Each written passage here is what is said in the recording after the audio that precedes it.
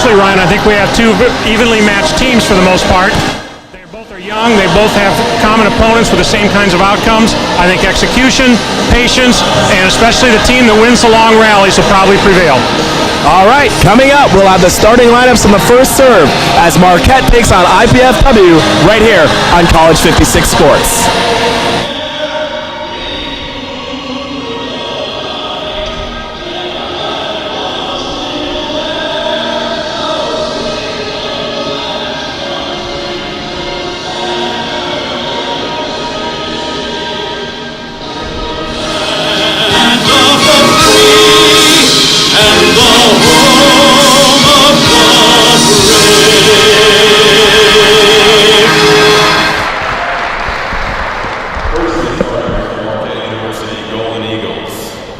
She's a 6-foot sophomore from Harris, Minnesota, wearing number 1, Shannon Devine. A 6-foot freshman from Vernon Hills, Illinois, wearing number 2, Agnieszka Nimcheska. A 5'10" senior from Milwaukee, Wisconsin, wearing number 3, Danielle Hagen. A 6-foot freshman from Lena, Illinois, wearing number 4, Jessica Klein. A 5'9" sophomore from Stevensville, Michigan, wearing number 5, Aaron Frere. A 5'9" junior from Winfield, Illinois, wearing number 9, Gemma Greer. A 5'10" freshman from Chicago, Illinois, wearing number 14, Teresa Coughlin. Head coach of the Eagles, Patty Rolfe. She's assisted by Amy Lee and Todd Nelson. And now your starters for your IPFW Mastodons. She's a 5'6" junior from Fort Wayne, Indiana, wearing number 3, Sarah Leffers. A 6-foot freshman from Belo Horizonte, Brazil, wearing number 6, Fabiana Souza. A 5'10" junior from Fort Wayne, Indiana, wearing number 8, Kirsta Solberg. She's a 5'8" sophomore from Fort Wayne, Indiana, wearing number 10, Janelle Pollard. She's a 6-foot sophomore from Yorktown, Indiana, wearing number 11, Lindsay Bramer. A 6-foot sophomore from Temperance, Michigan, wearing number 12, Mo Meinhardt. She's a 5'4" sophomore from Temperance, Michigan, wearing number 13, Lindy Bankowski. Head coach of the Dons is Kelly Hartley. She's assisted by Colin Leiter. Undergraduate assistant is Courtney Boysonet. Manager is Sarah Anderson.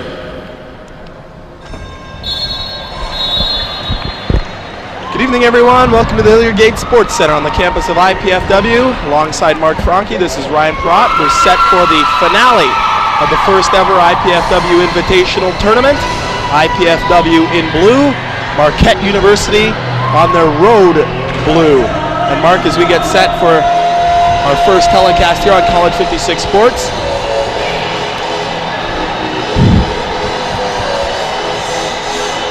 good evening, everyone, and welcome to the Hilliard Gate Sports Center on the campus of IPFW.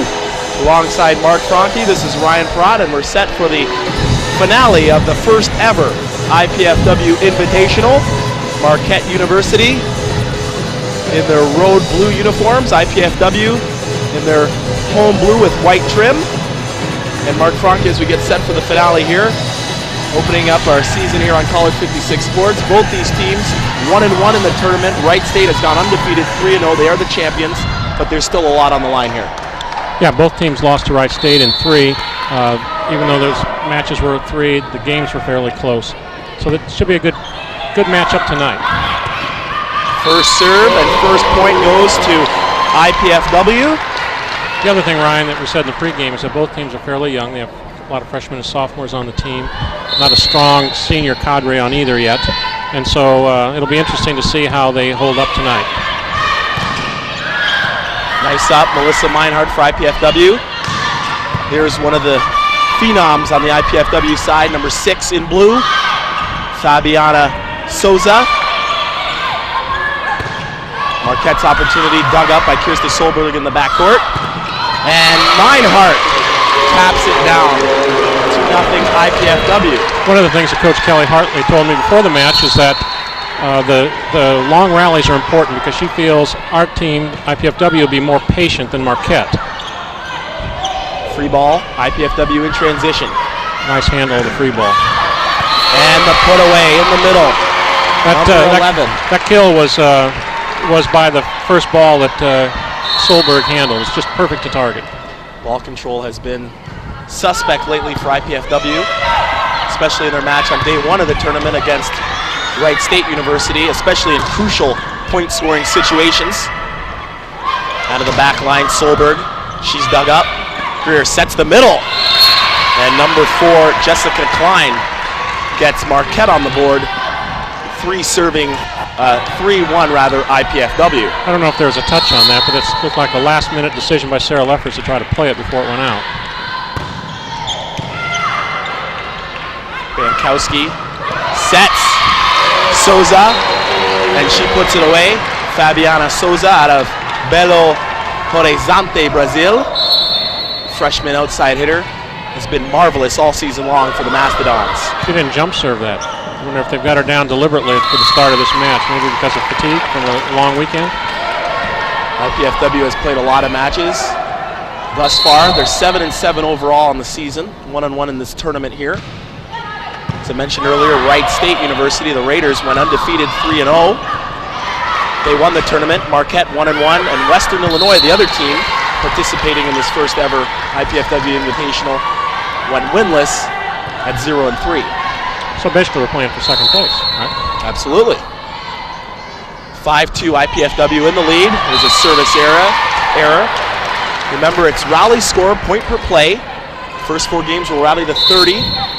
Must win by 2, no cap. If we get to a 5th and deciding game, we'll rally to 15 points. Must win by 2 with no cap. That's set by Greer in the middle, a bit low. For a counterpart, Shannon Devine. She forced that. She obviously was going to her number 1 hitter. Colin Leiter told me that he was going to target number 3 on the serves. And that's served by Lindsay Brammers into the net. Kelly Hartley in her 4th year for IPFW. Over her 8-year career has registered 204 victories. Here at IPFW, she has 68. And the put away there by Kirsta Solberg. I think you're seeing in the women's game more and more 1-foot takeoff kind of attacks. Not just that traditional backslide there, but tighter slides, even sets on the pin. They're doing the 1-foot takeoff thing. And a service ace there by Melissa Meinhardt, number 12, who have moved over from the middle position now and is playing the opposite position, opposite the setter, number 13 in the front row, Lindy Bankowski. Float serve down the line. Trouble here for Marquette. Back set, Meinhardt, and she's blocked at the net by number 1, Shannon Devine. So far, both teams have executed fairly well. There haven't been too many mistakes. 9-4 IPFW leading here in game 1. Solberg behind Bankowski, dug up. Free ball IPFW. Bankowski sets left, Pollard. Nice get in the back court. Number 5, Aaron Freer. Souza dug up, set left. Nemshuska sneaks it through. Agnieszka Nemshuska. She's originally from Poland, now from Vernon Hills, Illinois. She's a 6-foot outside hitter freshman. One of the leaders on this Marquette Golden Eagles squad. And there's the other leader, number 1, Shannon Devine. She gets a block at the net, and it is now 9-6 in favor of IPFW. Pollard likes to try to go through the block and challenge it, but she has to hit it a lot harder than she did there. Let's serve in play. Sets left. Nice dig by Meinhardt. Joust coming. Here's Pollard swinging from the left side. She's dug up nicely. Little tip shot. Oh, yeah. And Devine is called for a lift. Point and possession to IPFW. They lead 10-6. Last night, the ball handling calls were really loose. I think maybe tonight they'll be a little tighter. Our number 1 official is Dan Hauser. Our bottom official is Eric Bluman. Is that Attempt by Shannon Devine goes wide. It's now 11-6 IPFW. Pollard serves the ace. A lot of topspin on that ball. That thing just dropped off the table. Looked like a major league curveball. Sophomore outside hitter Janelle Pollard from Southside High School right here in Fort Wayne, Indiana, who's subsequently celebrating her 21st birthday this weekend. Again, another free ball given to IPFW. And Solberg puts it away. One thing that's really impressed me with our middles is that they've been doing a real good job of hitting angles, Ryan. As an old middle like yourself, I think you can appreciate that. And Marquette wants timeout. IPFW leading 13-6. We'll be right back. You're watching College 56 Sports.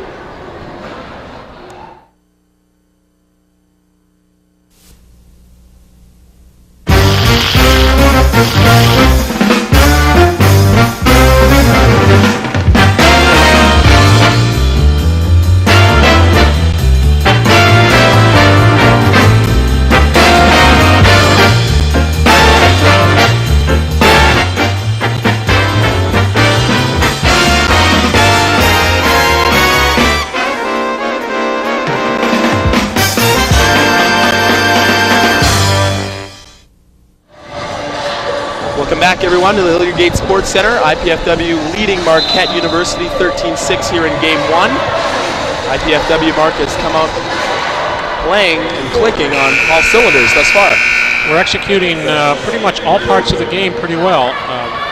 The offense has started to hit a little more off-speed stuff in the last several series, so hopefully they'll be back to their normal tempo of the attack.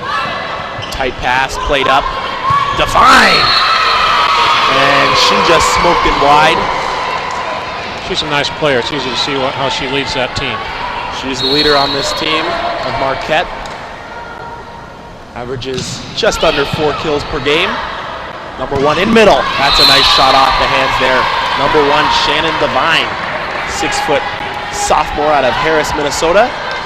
She'll go back now to serve. IPFW leading 14-7.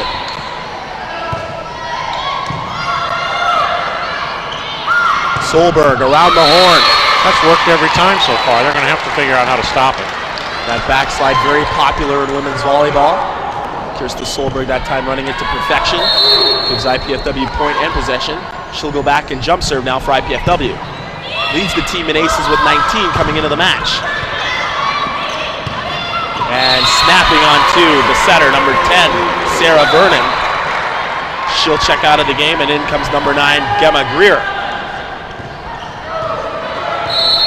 One of the new rules, and hopefully we'll get a chance to talk to it as this match progresses, is the libero for women's volleyball, now been implemented this season.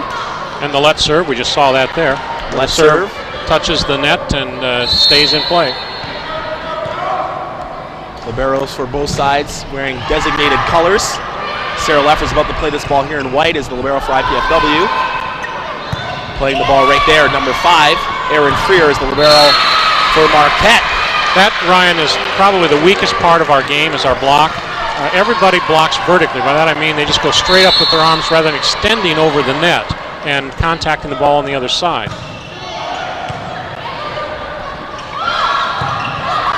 Nice shot off the hands, Fabiana Souza. Blocking's a really hard skill to teach, isn't it? Probably one of the toughest ones. Very difficult, a lot of timing. Some courage involved too, because the other player's hitting it as hard as they can right at your face. IPFW relatively not a tall team. There's a nice block at the net by Meinhardt. And Brammer gets IPFW to 17. They lead by 7 over Marquette, 17-10. Look at the setter, Lindy Bankowski, sophomore setter out of Temperance, Michigan. I say something about the block, and we execute too real well. But that's been the problem for IPFW throughout the course of this weekend. I think control. Probably our most improved player from last year has got to be Bankowski, the setter. She's strengthened herself, and she's really doing a lot to make up for her lack of height. There's a great pass by Leffers, and Brammer puts it away. Lindsey Brammer. 6-foot sophomore out of Yorkton, Indiana. And now here's Souza back to serve. Still staying with the floater, as Mark mentioned earlier. She does have a wicked jump serve. That ball sneaks through the block of IPFW, but she hasn't utilized it here. She has seen a lot of balls this weekend. I imagine that's deliberate. They're keeping her down, maybe because of fatigue. Fatigue could set in for IPFW. They've done a lot of traveling, as expected. Earlier this week, they took on Bowling Green State. After 2 weekends on the road playing in tournaments, including the Purdue tournament, which they won.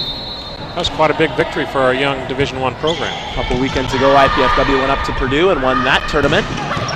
Fabiana Souza was tournament MVP. Linda Bankowski was tournament all-star.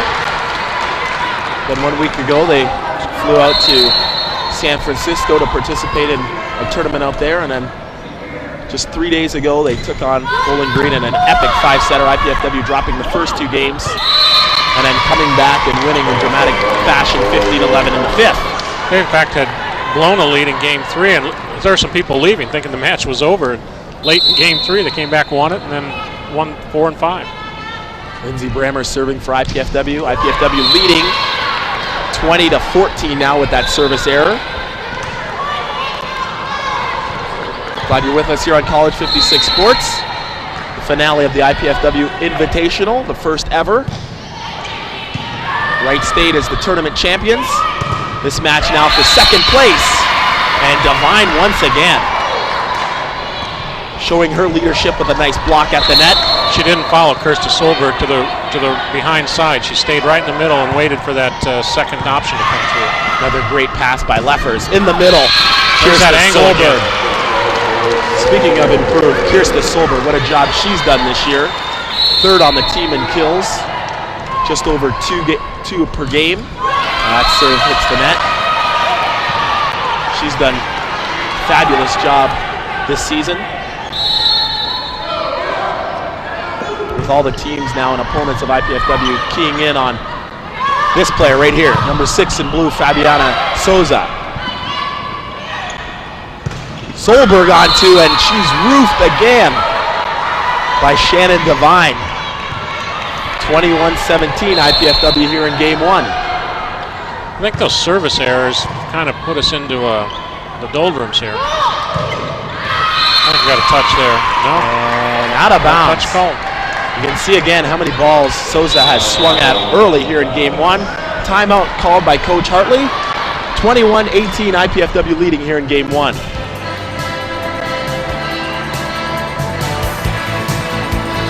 The next speaker in IPFW's Omnibus Lecture Series will be environmentalist and attorney Robert F. Kennedy Jr. Mr. Kennedy is clinical professor and supervising attorney at the Pace University School of Law in New York. He also serves as chief prosecuting attorney for the Hudson Riverkeeper and senior attorney for the Natural Resources Defense Council. He has won several important cases defending the environment and will speak to our environmental destiny in the next Omnibus lecture at IPFW. That's Wednesday evening, October the 9th at 7:30 p.m. in the WAB Student Union Ballroom. Admission and parking are free for this event. IPFW 21, Marquette University 18 here in Game 1. I think, Ryan, what we've got now is what we've seen all season long with this young team. They start having a problem, make a couple of unforced errors, and then they just stop executing altogether. They let the other team control the tempo and the direction of the match, and they give up way too many points. Marquette continuing the serve. Solberg blocked. Nice dig there by Meinhardt. Here's Pollard from the left side, and she pulls the block out of bounds. She's really good, given the fact she's only like 5'7" or 5'8". She comes in on an angle, and usually if you hit a big block on an angle, they'll block it out of bounds, and she accomplished that right there. Tight pass, free ball for IPFW. A little miscommunication between Meinhardt and Leffers. Souza dug up and out of bounds. Fabiana Souza, in a match earlier this year, she had 29 kills, a career high and a team high. Here's an interesting statistic. As of the last time out, Marquette is hitting 0. 6 kills, 6 errors, 0%. We're hitting 18%, which is our season average. That's not very good either. And another timeout called, this time by head coach Patty Rolfe. We'll be right back. IPFW leading 24-18. You're watching College 56 Sports.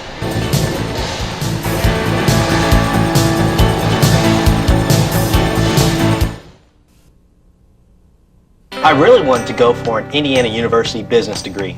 But with housing and tuition, it really adds up, and the money just wasn't there to go away to college.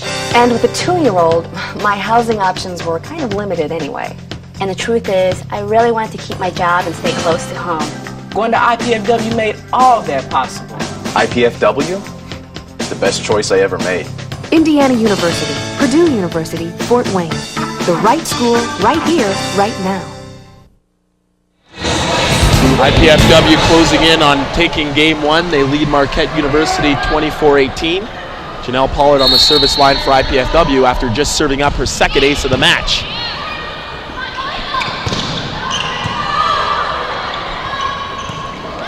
Solberg dug up. Nemshuska. And somehow manages to get a kill there on a misplay. That almost caught the corner. We were talking about our hitting percentage being only 18% tonight, and that's really the season average. In rally scoring, 18% is not a very good percentage at all. So it's amazing we've had as much success as we have had, given the fact that our offense has not been able to produce. That ball snuck through the Marquette University block. On the season, IPFW hitting 19% in their matches. Their opponents are hitting 24%, but as you mentioned earlier, the blocking is what does it for them. IPFW is being outblocked 115 to 66 on the season. Another big ace right on the line. Great serve by Kirsta Solberg. 3 players jump serve. Janelle Pollard, Kirsta Solberg, and Fabiana Souza, but Souza hasn't decided to jump serve yet. Solberg rips one. Nemshuska, she's blocked. Nice cover here. Wow, IPFW. Nice dig there by Meinhardt. Bankowski sets left. Souza, cross court, out of bounds. That's our problem right there, Ryan. It isn't that we're not getting kills. We're getting about a typical number of kills. We just have way too many errors, and every error is a point against you. So that's what's hurting our average, and that's what's hurting our scores, too. Point per player rally score. Errors are crucial. Souza with the drive.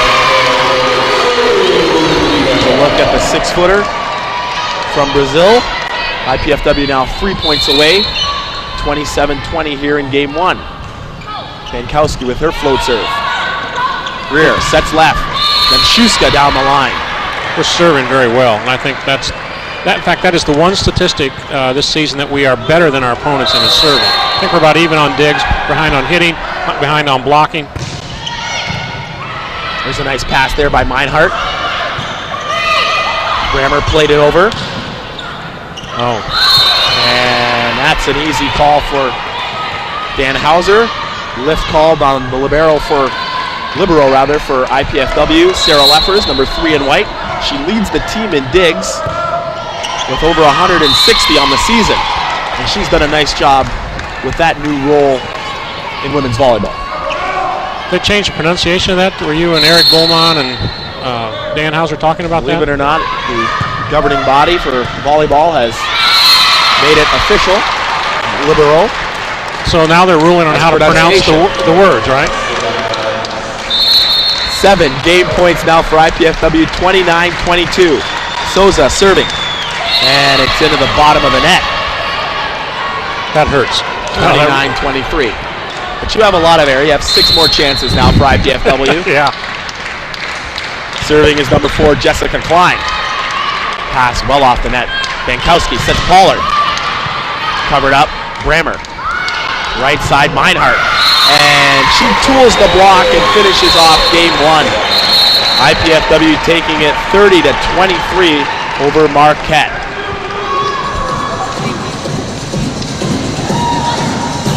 We'll be back with more of IPFW women's volleyball right here on College 56 right after this.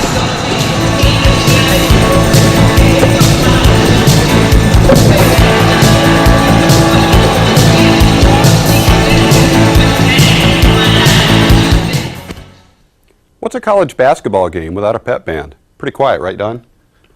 IPFW is forming a new pep band, the Stomp Band, and we want you to try out. Hi, I'm Barry Sturgill, Pep Band Director. Auditions for the new IPFW Pep Band will be held October 6th and 7th, and our first gig is homecoming November 22nd at the Coliseum. Call 260-481-6372 for more information. Don't miss your chance to be a part of a new tradition at IPFW.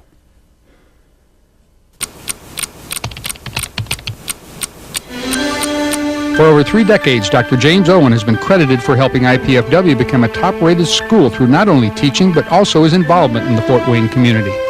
The kind of people that the city were hiring at the time were people with advanced computer skills.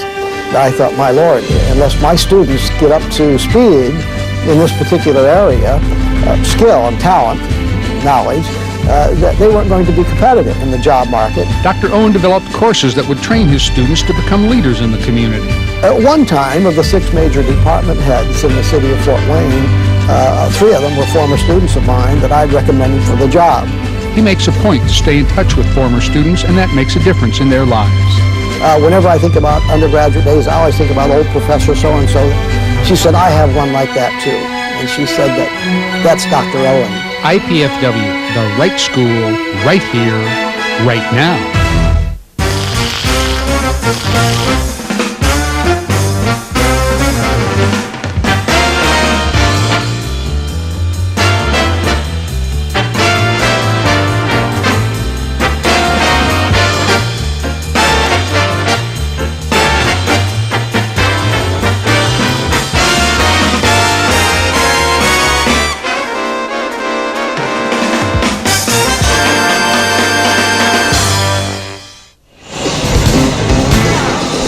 Back at the Hilliard Gate Sports Center on the campus of IPFW.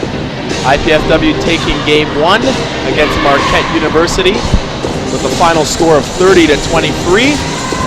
Here in the finale of the IPFW Invitational. Mark Franke, a look at the statistics after game 1. We actually won the statistical categories there. We had 17 kills to their 9. That's an 8-point advantage. Had 4 aces to their 1. That's a 3-point advantage. They outblocked us 3-1. Digs, we were ahead 15-11. So basically, we're doing what we know we can do well. Blocking is still our weak point, but we're trying to trade on our successes. And especially, as Coach Hartley said before the match, we want to be patient. We want to hang in the long rallies because we know that we're fundamentally sound enough to handle the ball and continue the rally. Eventually, we'll take advantage of a mistake the other side makes. IPFW executed nicely in game 1. Head coach Patty Earl for Marquette and her assistant Amy Lee trying to conjure up a game plan. What do you need to do if you're on Marquette's side to get back into the match? Well, I think since our weakness is blocking, they have to be more aggressive in attacking our block. Yeah, she came over. Easy interference call on Lindsey Brammer. A little too aggressive that time. And Marquette is on the board first, 1-0 here in game 2. Marquette needs to handle the first ball a little better, I think, because they do have some nice hitters. If they get it to target to the setter, I think they can run an offense that will be difficult for us to stop. And a net violation being called on number 2, Agnieszka Nemshuska. Back serving for IPFW, number 13, sophomore setter, Lindy Bankowski. Backslide, nice up, but a net violation called on IPFW. Great up in the back by Sarah Leffers. Was it Klein that hit that? Who was it that hit that? Number 4, Jessica Klein. Yeah. That's what they need to do. They need to run an offense. They need to hit it hard and force our back row to handle it. There's a service ace by Nemshuska. 3-1 Marquette here in game 2.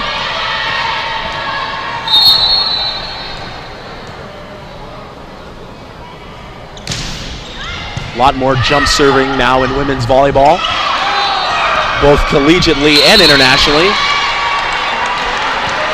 And it's paying off here from Nemshuska. She's rattled off a couple in a row. It's 4-1 Marquette. I think one more miscue on our side, and Coach Hartley needs to call a timeout, even though it's early in the game. Another great serve, and that's a lift call. She needs to get the team off there and regroup. And here comes the timeout. Great call by you, Mark Franke, as Coach Kelly Hartley wants to discuss things over. 5-1 Marquette leading here in game 2.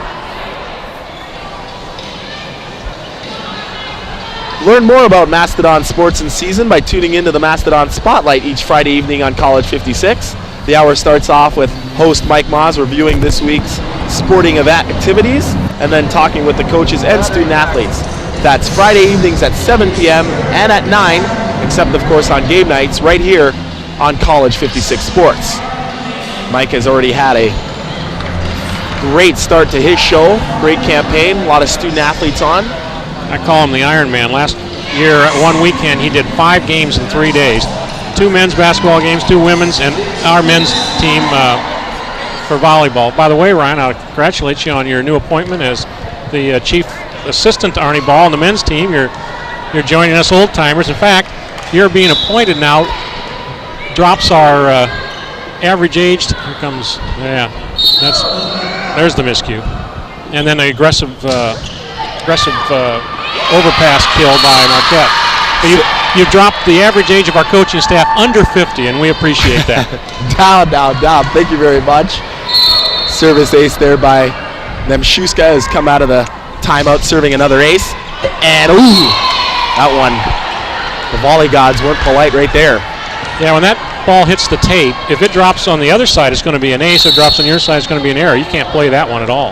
There's no way you can plan for it. The new rules in volleyball, of course, the let serve, the pursuit rule, where now you can give chase as Brammer puts the ball away. You can give chase around outside the antennas, able to play the ball back in for play.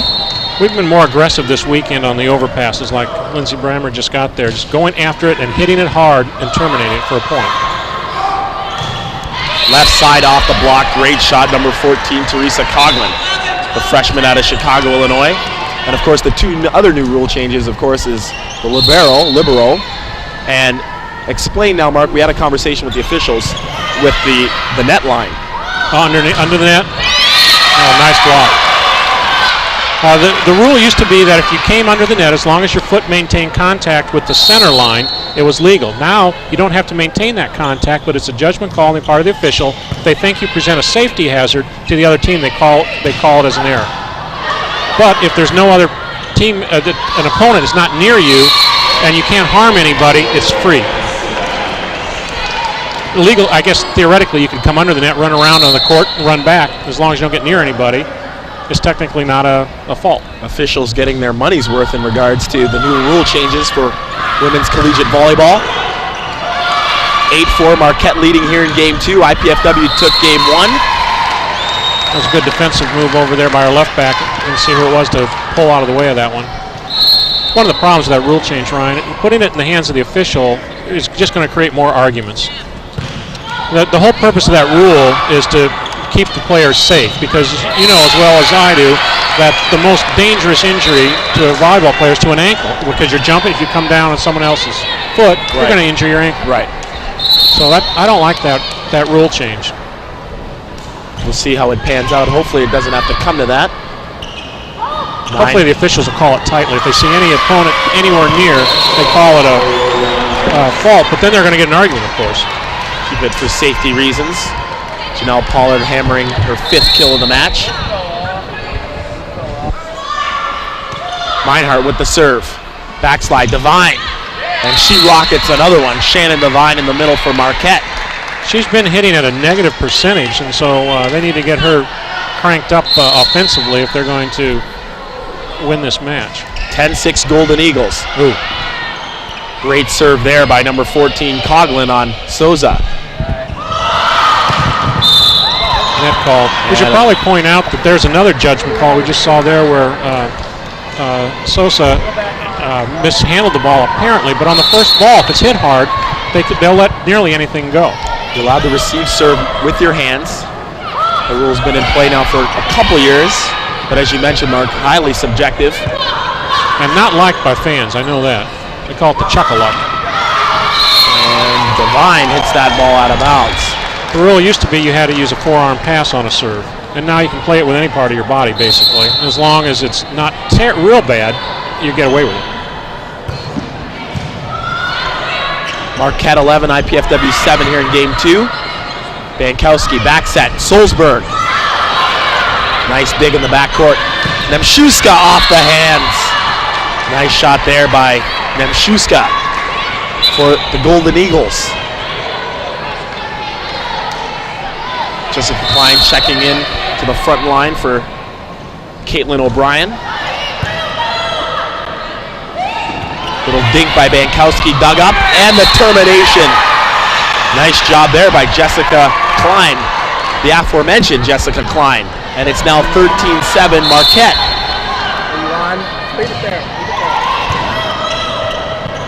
Pass off the net. And that shot off the block. Nice shot by Souza.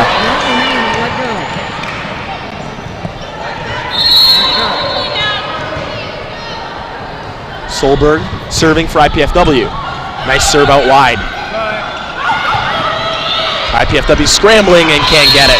Marquette got a break there. There's a miscommunication. And fortunately for them, there was no one on our side of the net where they dumped it. Mark, do you feel that Fabiana Souza has seen a lot of balls thus far this season? Playing 14 matches, this now being her 15th. I really thought so, and then when I looked at the stats, it is more balanced than what just sitting in the stands getting an impression is. I thought she's always getting set, but I think that tends to happen later in games and certainly later in the match. We'll probably watch her usage go up later this evening. Of course, it makes it easy for the other team to camp on her. She's in the back row and hits that pipe set out of the middle of the back row. You put 3 blockers in front of her. Free ball here for the Golden Eagles. Outside, Nemshuska. Off the hands, dug up by Solberg. Nice set. And a great shot there, but that ball's out of bounds.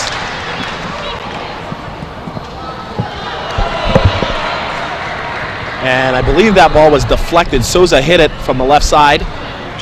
And we're going to have a discussion now as take a look at head coach Patty Rolfe. She's anxiously awaiting the decision here by Dan Hauser. And it is called point for IPFW. That shot by Souza did hit the block of Marquette and then into the antenna, out of bounds. 14-10 Marquette. IPFW leading 1-0. Hagen, little tip shot. Nice job there by Danielle Hagen, the 5'10" senior out of Milwaukee, Wisconsin. One thing Marquette does that's really unusual is they use 2 setters, but they use them in the same position. So one setter sets the front row, the other setter sets the back row. I've never seen that done before. Souza down the line, nice up by Nemshuska. Down ball, ugly pass there. And that's into the tape. Point to Marquette, 16-10 now. Golden Eagles showing some signs of life here in game 2. Nemshuska with the jump serve again. A lot of topspin and trouble. And an ace. That ball started real high. She gets high, extends, and then it just starts sinking, and it keeps sinking. It barely crosses the net. Wonderful technique by the 6-foot freshman. There's a nice pass. Bankowski in the middle. Grammer was blocked. So's on the right side. Oh, great overhead dig by Nemshuska. That free ball pass off the net by Leffers. And deflected off the block and down. Meinhardt gets the kill. Point 11 for IPFW. They trail by 6, 17-11 here in game 2. Let's see if Fabiana Souza trying to get IPFW back. Uses that jump serve. She doesn't. Stays with the floater. Rear back set. Hagen puts another kill away. Nice balance attack. Number 9, Gemma Greer, the setter for Marquette, distributing the ball nicely thus far, Mark.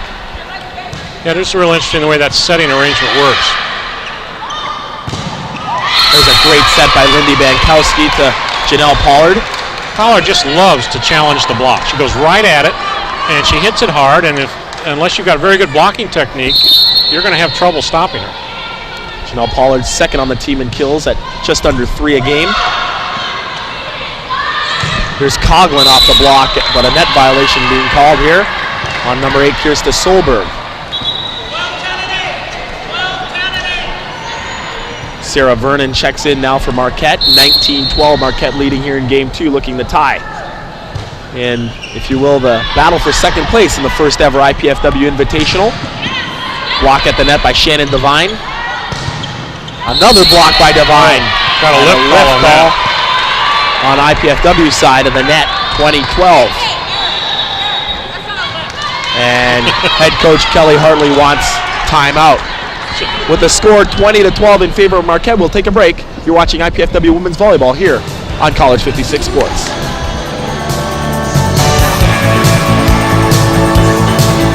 Getting a college education isn't just about going to classes, it's also about what happens before, after, and in between classes.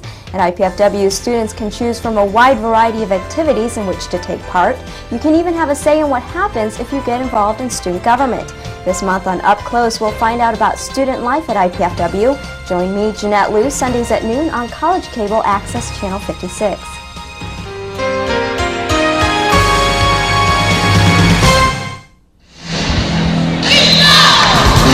After taking game 1, IPFW finds themselves in the hole here in game 2, trailing Marquette University 20-12. Take a look at the last play, the block and the lift call there on Janelle Pollard. Good call by the official, Mark? No, I don't think so. I didn't think it was the lift. I was going to say something. They called timeout, and their coach, Patty Rolfe, also said that shouldn't be called a lift. So everybody on the same page and against IPFW there. Oh, well. Nonetheless, it's still an 8-point lead for Marquette. Nice pass there. Solberg behind the center. Nice dig by Hagen. Free ball. Here's IPFW in transition. Nice set. Pollard. Tight set here. Meinhardt. Dug up.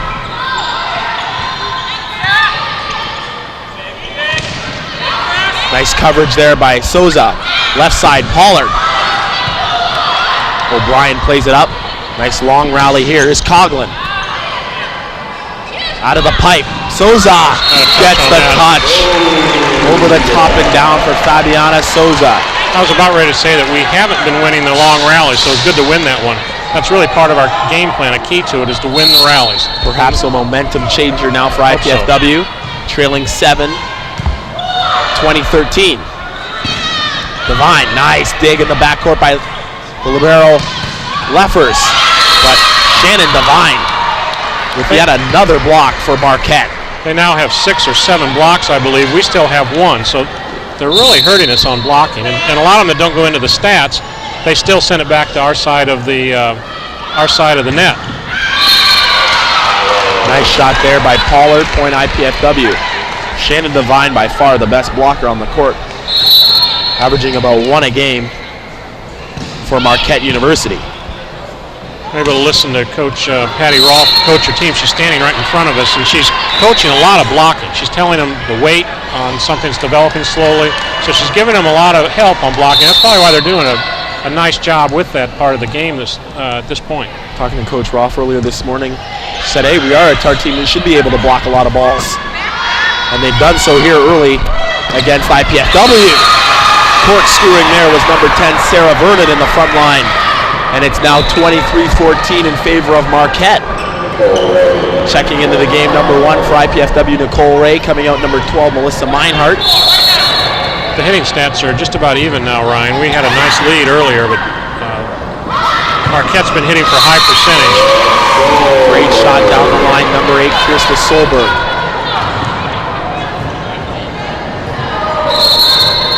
15 serving 23. Solberg with her jump serve. See if she can get IPFW back in it with an ace. Krista Solberg also, Mark, has great technique on her jump serve. We have some nice servers, there's no doubt about that. There's another one. Point scoring opportunity here for IPFW. Souza. And I believe that ball would have gone out of bounds. That was, if Sarah Leffers had gotten there, that would have been a legal play. As long as she brought it back outside the antenna, she could have played it. In fact, last night, Lindy Minkowski got one like that. Just one of the best plays I'd seen. She came way under the net to the 3-meter line and played it back. Against Wright State. Great job by Lindy there. Solberg out of the back line, dug up. Tight set here, look out. And Hagen somehow manages to tip the ball in front of Sarah Leffers. 25-16 Marquette. Closing in on game 2. Pass again off the net. And that shot by Souza. Oh, touch. Touch being called. I don't think I saw a touch. Chris Wilder called it right away. Chris Wilder and Lisa Moreland are the Lions people. Chris, of course, former setter for IPFW. Lisa also played middle, I think, when she was here. Hagen, her 6th kill of the match. The southpaw. I was going to point to the banners that Lisa's and Chris's team won, but they took them down. All those banners up there for those great teams of the 80s. Nice tip shot there by Souza. I'm sure those will be up very soon. IPFW, as most people know, in a new phase now in Division I athletics. All around the board. And that one was sailing. Wrong by Souza. Point number 27 for Marquette.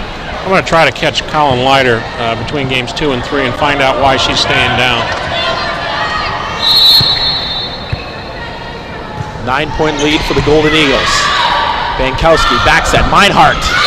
She rips it. Nice set by Lindy Bankowski on the backside. She hit that more like a middle, didn't she, Ryan? She's been playing the opposite position, but she played middle last year, and she still plays a little bit like a middle. Of course, opposite and middle are a lot alike in many ways. Meinhardt, I believe, still getting adjusted to the right side position. She's done a nice job for Coach Kelly Hartley. She's just a sophomore. It's a young team. Daniel Hagan with a short floater. It's a nice serve. Here's Pollard. Nice up by Coughlin. She gets it back and puts it away. Nice job by number 14, Teresa Coughlin on the outside. Don't you just love it? A setter like Sarah Vernon there. A player makes a great dig and she gives it right back to her. Let her finish the play. Game points now on the board for Marquette. Another short slur by Hagan. Over the top and down goes Janelle Pollard for IPFW. 29-20. Marquette looking to even it up here in game 2. Serving is Melissa Meinhardt for IPFW.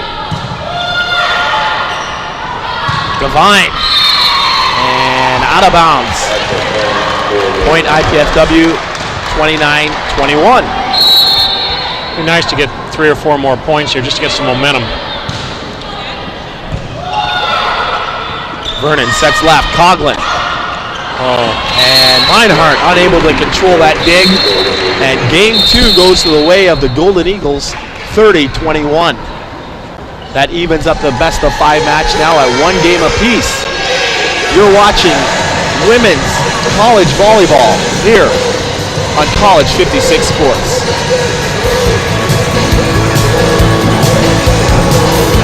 I really wanted to go for an Indiana University business degree. But with housing and tuition, it really adds up, and the money just wasn't there to go away to college. And with a 2-year-old, my housing options were kind of limited anyway. And the truth is, I really wanted to keep my job and stay close to home. Going to IPFW made all that possible. IPFW? It's the best choice I ever made. Indiana University, Purdue University, Fort Wayne. The right school, right here, right now. What's a college basketball game without a pep band? Pretty quiet, right, Don? IPFW is forming a new pep band, the Stomp Band, and we want you to try out. Hi, I'm Barry Sturgill, Pep Band Director. Auditions for the new IPFW Pep Band will be held October 6th and 7th, and our first gig is homecoming November 22nd at the Coliseum. Call 260-481-6372 for more information. Don't miss your chance to be a part of a new tradition at IPFW.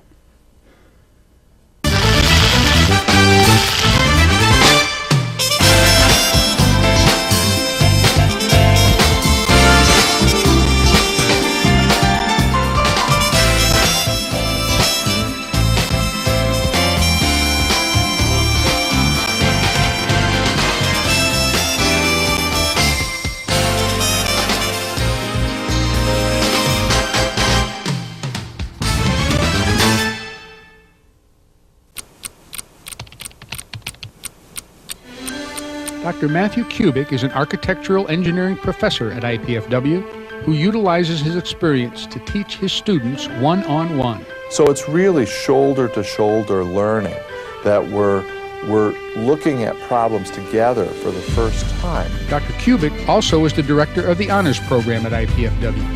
His ability to teach on a personal level allows him to educate to the needs of his honors students. They want more conversation. They want a closer contact with professors.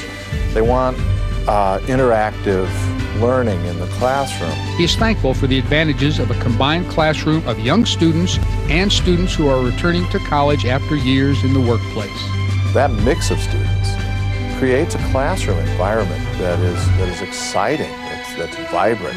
IPFW, the right school, right here, right now.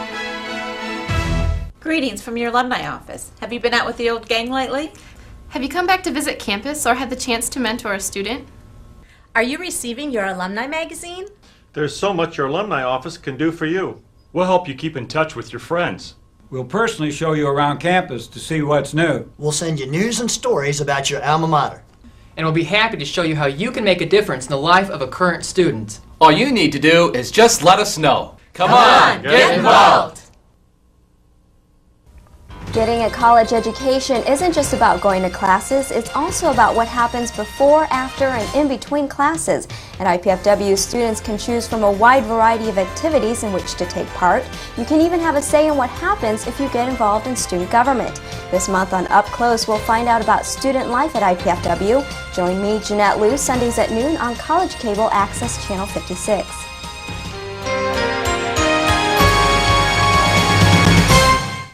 I wanted to study engineering so I could get a better job without giving up the job I've already got.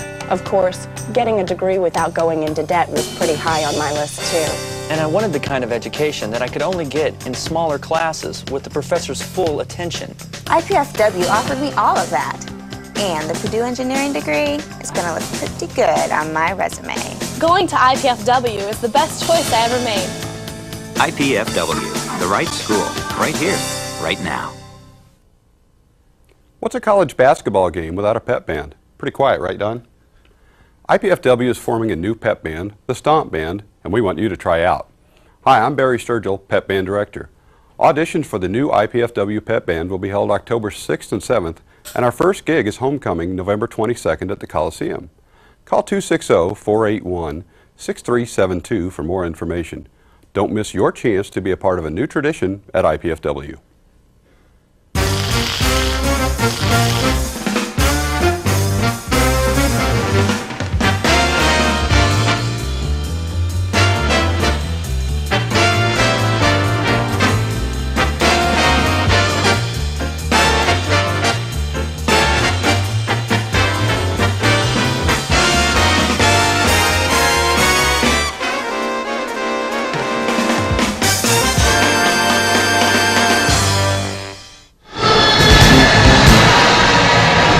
Welcome back, everybody, to the Hilliard Gate Sports Center on the campus of IPFW. We're in between games 2 and 3, as both IPFW and Marquette University split the first two games. IPFW taking game 1 30-23. Marquette University bouncing back in game 2, taking it 30-21. Mark Franke, some of the statistics after 2 games. We had a nice statistical lead after game 1. We just saw a backslide there that was very effective in game 1, and we started using it again effectively late in game 2. But basically what's happened is, with hitting, we still have a 2-point advantage. We have 5 more kills, but 3 more errors, so that's a 2-point advantage. Serving, we've given that advantage up. We have the same number of aces, but 3 more errors. And blocking, we're down 7 blocks. And so that's an 8-point advantage just statistically. And a lot of the points don't necessarily show that easily because it may occur, a long rally or something like that. How would you assess the ball control and the execution on IPFW's side there in game 2? It's certainly weakened in game 2, and I thought Marquette's picked up, and which is what I think we said at the start of game 2. For Marquette to turn it around, they had to improve their ball handling, which to allow themselves to run their offense.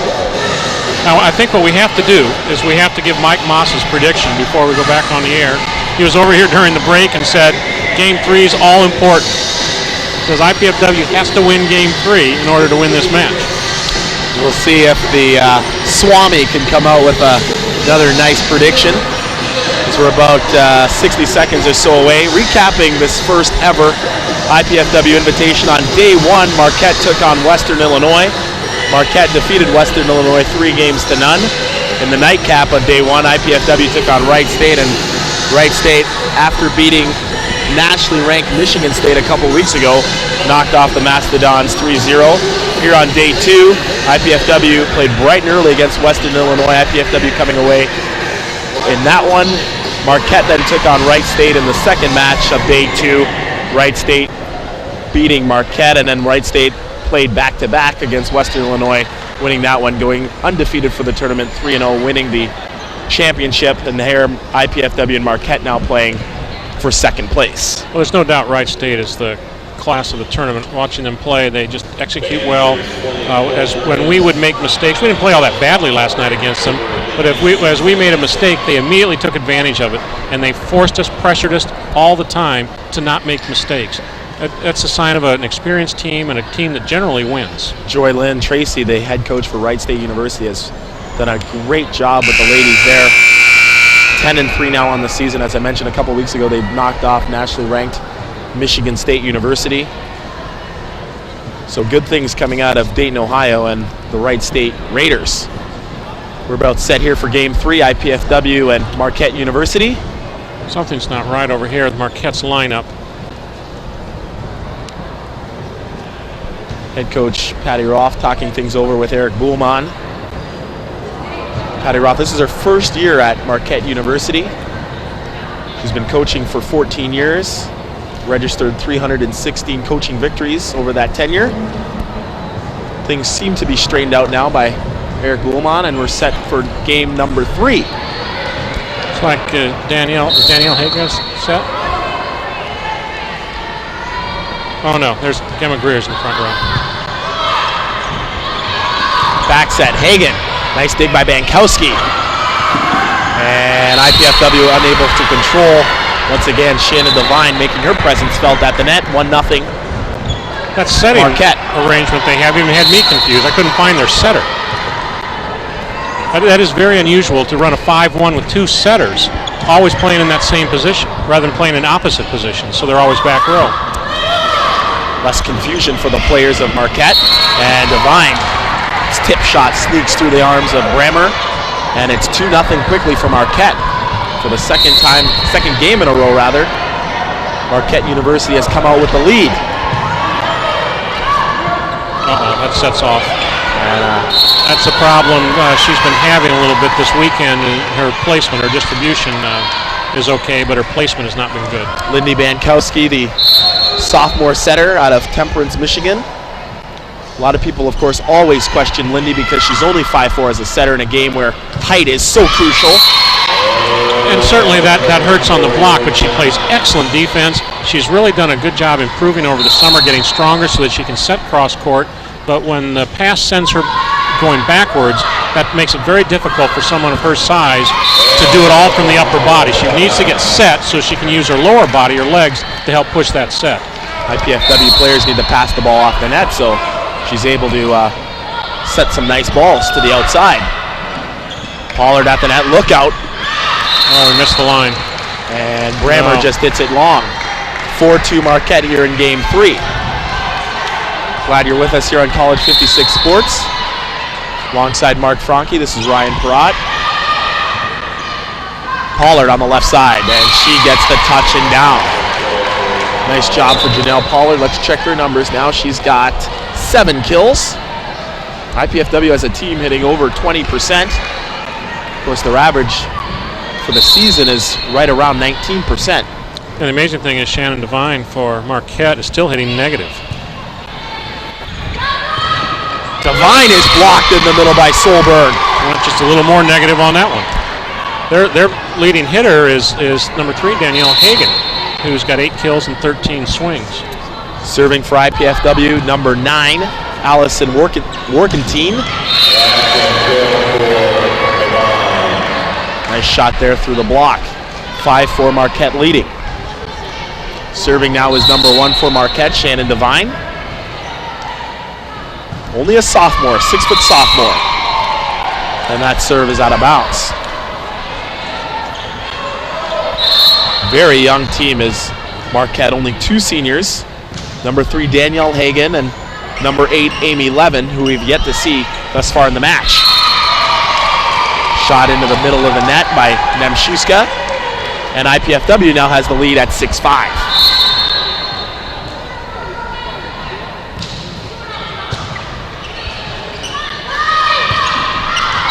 I think another hitting error there by Nemshuska, 2 in a row.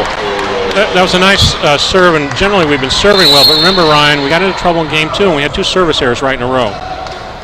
Colin Leiter, the assistant coach for the women's volleyball team at IPFW, calling serves. And another 3 hitting errors in a row by by Marquette University gives IPFW a 3-point lead.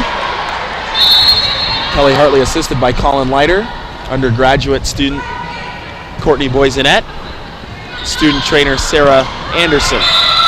There's a net violation called on number 8, Kirsten Solberg. And that was an unnecessary net because the play wasn't even on the net. The hitter was quite a ways off. That was just she lost track of where she was. Those are the ones that really hurt. Bankowski sets Pollard on the left side. Nice tool shot by Janelle Pollard. She just goes after the block, doesn't she? She can't go over it at her height, obviously, and she doesn't try to go around it. She just tries to drive it through. Janelle jumps really well. Dig comes over. Nemshuska through the block of Bankowski and Solberg. You'd think Nemshuska on the left side, especially going against Lindy Bankowski at 5'4", would try to use that line shot more effectively. It doesn't seem real natural to her or something. We'll have to watch her a little more closely on that. Radical, sharp jump serve by Nemshuska. In my face. Nemshuska's hitting 30%, so she is hitting well, but she doesn't seem to go right down the line, so only Lindy Bankowski would be up against her.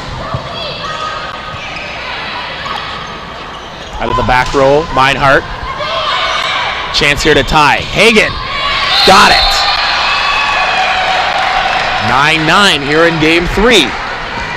As Coach Kelly Hartley up and instructing IPFW to get it together here in game 3. Solberg in the middle. Nice dig into the backcourt. Devine unable to connect. She's just really struggling, Devine, I think. It just seems like her timing's off, maybe a little bit of confidence. Maybe she's a little tired. Fatigue, perhaps. Playing a role in all of these players having played. Yeah. This is the 3rd match for both IPFW and Marquette over the tournament, over the weekend, 2-day weekend. 10-10, Marquette and IPFW. Nice pass there by Meinhardt. Souza gets the kill. Fabiano in double digits in kills, leading IPFW. She leads IPFW in nearly every offensive statistical category. Little miscommunication there. Souza, a little tip shot. Easily dug up by number 11, Kaylee O'Brien. And a nice shot inside the block by number 3, Danielle Hagen. Hagen has done a nice job on the right side mark for Marquette. Oh, there's no doubt about it. You said she's a senior, right? Senior, yes. Yeah, she's a nice player. She's picked. She's apparently not their leader from their stats, but tonight she's taken that leadership role over well. Tough pass, but a nice set by Bankowski.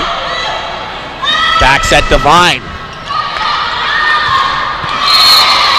And Devine unable to put that overpass down to the floor. 12-11 now IPFW. 1 game apiece. Marquette and IPFW. Bankowski gives chase. Solberg out of the back line and into the net.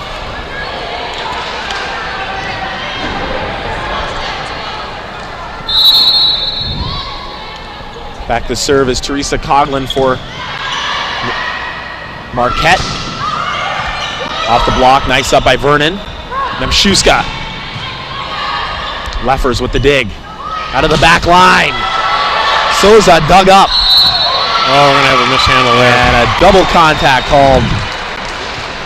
Nemshuska came on Sarah Vernon. Cross court that time again. I mean, she was off the net quite a bit, but she seems to want to. Maybe it's just her natural approach, her natural arm swing, Ryan. She's a nice freshman. She's going to really help that team over the next 3 or 4 years. Oh, beautiful up. And a nice tap down there by Shannon Devine. Great up in the backcourt. Number 9, Allison Workentine. the freshman out of Michigan City, Indiana.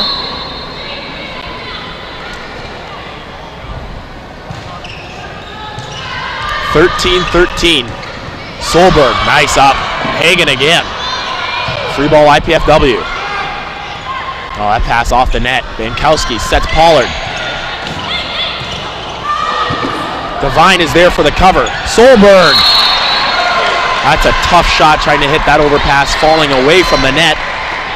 And Solberg puts it into the bottom of the net. 14-13 now Marquette. It's not usually a good choice to be falling that far backwards and still trying to get the overpass. Out of the back row. Souza, no heat behind that one. Great pass by Leffers. In transition, Nemshuska. And that time going over the top and down gives Marquette a 2-point lead. And with the technical timeout, Marquette leads 15-13. You too can participate in the excitement of Mastodon Athletics by joining the Royal Dons Athletic Association. The Royal Dons is IPFW's official athletic booster organization. Members enjoy benefits such as priority seating at IPFW sports events and visits by the coaches and food and refreshments in the hospitality room. For more information about the Royal Dons, call 260-481-6643 or write to Royal Dons Athletic Association, 2101 East Coliseum Boulevard, Fort Wayne, Indiana, 46805. Alongside Mark Franke, this is Ryan Perrott. IPFW and Marquette locked in a great battle. 15-13 at the technical timeout here in Game 3 as both teams split Games 1 and 2. I think that was IPFW's timeout. I don't think they do a technical timeout in the women's game. Here's the rule on that one. Talk about rule changes. Since no timeout was called before the 15-point break, it becomes a technical timeout. I learned that before talking to Dan Hauser and Eric Boulmon, the officials. So even we got to be kept on our toes about the new rule changes. Is that just on the women's side, or is that men's too? No, men's have an automatic 15. Yeah, men have an automatic 15, at least for women's now. Yeah, there's a little. That ball is tapped to the floor by Pollard.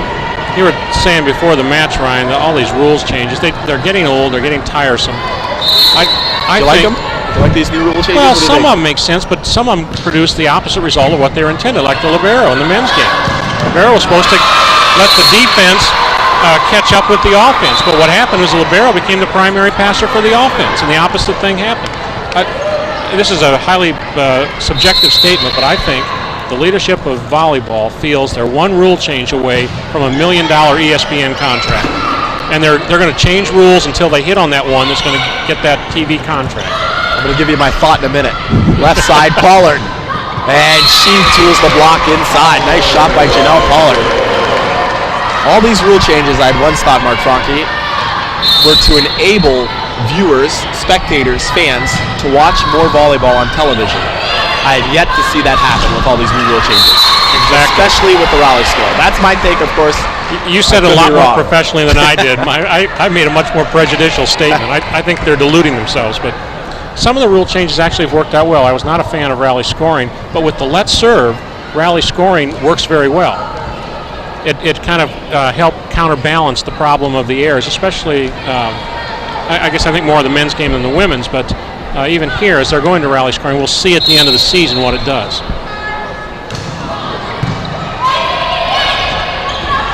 Hagen smokes one to the floor. 17-16 Marquette. Here in Game 3. If you're going to hit at her percentage, I guess it doesn't matter what rules you're playing by, does it? Danielle Hagen, she stepped up big time. Averages about 3 kills a game for Marquette. Nemshuska, that's an ace by a mile. Well, she's already over 3 kills a game here. She's hitting 50%.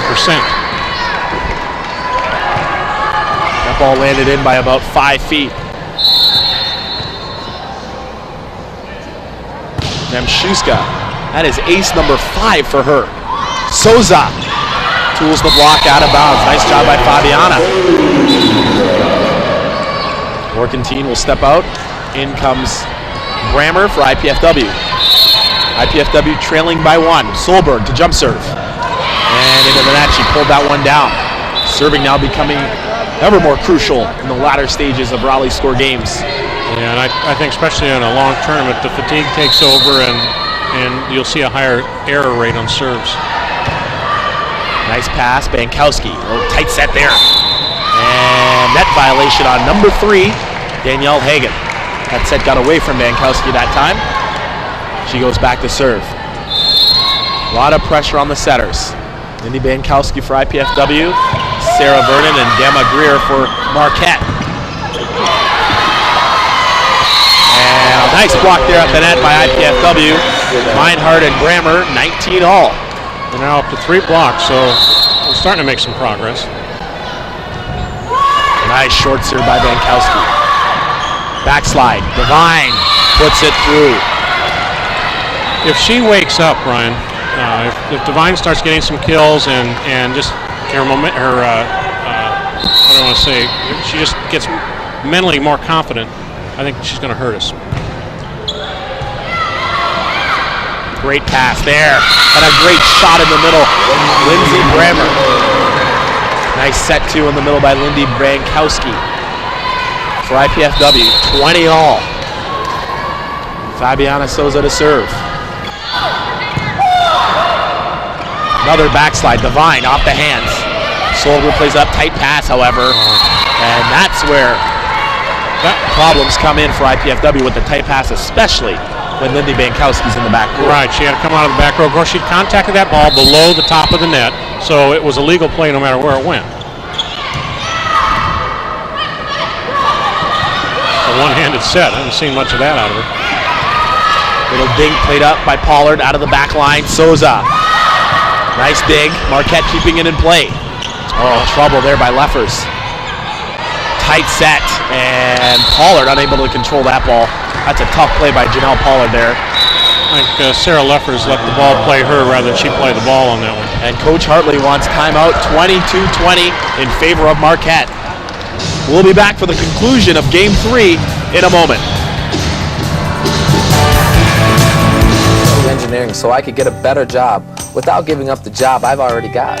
Of course, getting a degree without going into debt was pretty high on my list too. And I wanted the kind of education that I could only get in smaller classes with the professor's full attention. IPFW offered me all of that. And the Purdue engineering degree is going to look pretty good on my resume. Going to IPFW is the best choice I ever made. IPFW, the right school, right here, right now.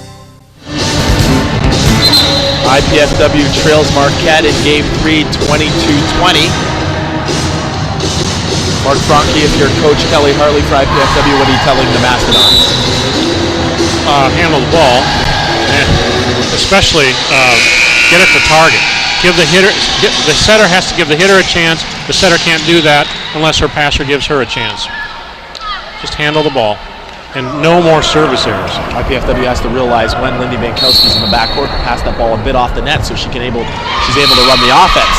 And right out of the timeout into the net serves Teresa Coughlin. I'll give Coach Hartley that point. Oh, Coach Patty Roth must be beside herself on that one. Shakes it off. Morkentinen serving for IPFW. Tight set here. Oh, what a cut shot. Left-handed Nemchuska. Solberg with the naked two. Oh, nice coverage and a mismangled set by Sarah Vernon, number 10. After a nice coverage play by number 5, Erin Freer. 22 all. Got 2 mistakes now, unforced errors by Marquette, and some nice play on our side of the net. Backslide, Devine. Never cleared. That ball never cleared the net. And it hit the face of Janelle Pollard through the net. Point IPFW 23-22, they now lead. Nice serving job here by Allison. In the middle, Devine. That's a nice shot. The front slide, a middle hitter's delight. And Devine puts another one down. One thing Coach Hartley said they're working on with our team in the back row is to tell them to get in position. They're playing a perimeter or base defense and stay there and wait for the ball to be contacted to move. We're doing too much running before the ball is actually contacted. There's a nice pass there by Leffers. Bankowski's blocked. Nice cover there by Leffers. And a pineapple over the top and down by Sarah Vernon. I thought someone was in the net there, but apparently not. Smart play by the setter, Sarah Vernon for Marquette. And the Golden Eagles regain the 1-point advantage here in game 3. On the front line for IPFW, Solberg in the middle. Meinhardt on the right side. That's a tough pass by Meinhardt. Easy tap down for number 2, Demshuska. And Pollard's on the left side here for IPFW. Coach Kelly Hartley wants a timeout. Wants a substitution. A defensive sub in. Nicole Ray is in for Melissa Meinhardt. Devine serving, 2-point advantage for the Golden Eagles. Oh. And a roof at the net. Nice job by Jessica Klein. 3-point advantage. And now Coach Hartley wants timeout. She needs to remind them about handling the first ball. I guess they forgot. Tune in Sunday evening, September the 22nd, to see the 1945 classic film Scarlet Street, starring Edward G. Robinson, Joan Bennett, and Dan Durea. An accountant with a boring job and married to a wife who ridicules him takes solace in his hobby of oil painting when he meets an attractive woman who admires his art. He believes his life is improving, but she and her boyfriend are out to scam him. Watch Scarlet Street at 10 o'clock p.m. Sunday evening, the 22nd of September, right here on College 56 Sports. Yeah, I like those classic movies they show on 56. I watch them a lot. I'm starting to get into it as I get older. Yeah. Alongside Mark Franke, Ryan Perrott, the first ever IPFW Invitational Tournament coming to a finale here. Marquette leading IPFW 26-23. Both teams split the first 2 games. Low set there for Pollard. Free ball. The Golden Eagle in the middle. Nice dig by Leffers in the backcourt. Nemshuska with the drive, but a net violation called on number 1, Nicole Ray. Ray will come back out. Sarah Leffers ran in front of Sosa to try to play that ball. Trouble now for IPFW. They've given out 4 in a row. 27-23.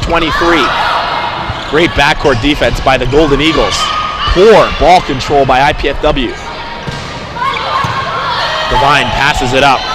Vernon sets them. Shuska, and she's roofed. Meinhardt and Solberg there. That was a good time for that block. We needed it. 27-24 Marquette. IPFW is going to have to tighten up their ball control here in game 3 in order to get back. Nice up by Leffers. Sosa into the backcourt. And she puts it away. All Sosa's doing is hitting roll shots from that pipe position. It's like they're playing down ball or something. We're not handling the ball, and all they can do is bump set it to that middle back row position. Sosa now with 14 kills. The match high. There's a tight set, and down the line. Over the top of Lindy Bankowski. Apparently if the set's tight, she has to go down the line. She'll do it, but if the set's off the net and she has a choice, she'll try to come inside. Nice shot by Nemshuska. 28-25 Marquette. There's a nice pass by Leffers. Bankowski, back set. Solberg down the line. Nice shot by Kirsten Solberg. She's got that backslide down nicely. Number 8, the sophomore. Out of Huron, Ohio. Junior rather is Solberg. Left side, Sosa hammers it. Nice dig by the libero for Marquette. Aaron Freer in the middle. Solberg is blocked. Nice one-on-one block by Jessica Klein. And now 3 game points for Marquette. 29 serving 26. Expect this ball to go to Sosa on the left side. Here it comes. And into the bottom of the net. Gives Marquette University game 3, 30-26. And with that victory, Marquette now takes a 2-1 lead in this best of 5 match. We'll be back with the start of game 4 in a moment. You're watching IPFW Women's Volleyball here on College 56 Sports. What's a college basketball game without a pep band? Pretty quiet, right, Don? IPFW is forming a new pep band, the Stomp Band, and we want you to try out. Hi, I'm Barry Sturgill, Pep Band Director. Auditions for the new IPFW Pep Band will be held October 6th and 7th, and our first gig is homecoming November 22nd at the Coliseum. Call 260-481-6372 for more information. Don't miss your chance to be a part of a new tradition at IPFW.